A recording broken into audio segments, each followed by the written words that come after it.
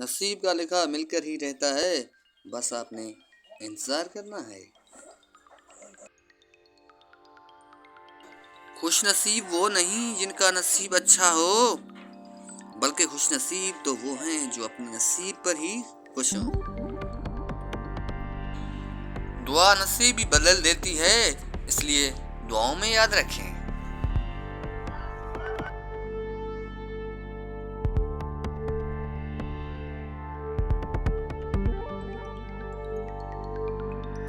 نصیب میں لکھی گئی اذیتیں سہے بغیر تو ہم مر بھی نہیں سکتے۔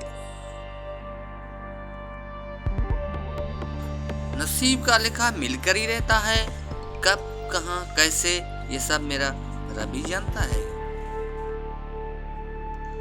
جو نصیب میں ہے وہ چل کر ہی آئے گا، جو نہیں ہے وہ آ کر بھی چلا جائے گا۔ نصیب سے زیادہ قیمتی دعا ہوتی ہے، کیونکہ جب زندگی میں سب کچھ بدل جائے تب انسان کے پاس دعا بچتی ہے جو نصیب کو بھی بدل دیتی ہے۔ نصیب والوں میں میرا بھی نام ہو جائے، نصیب والوں میں میرا بھی نام ہو جائے، میری زندگی کی مدینے میں شام ہو جائے۔ حضرت علیہ السلام نے فرمایا، جس آدمی کی زبان خراب ہو جاتی ہے اس کا نصیب بھی خراب ہو جاتا ہے۔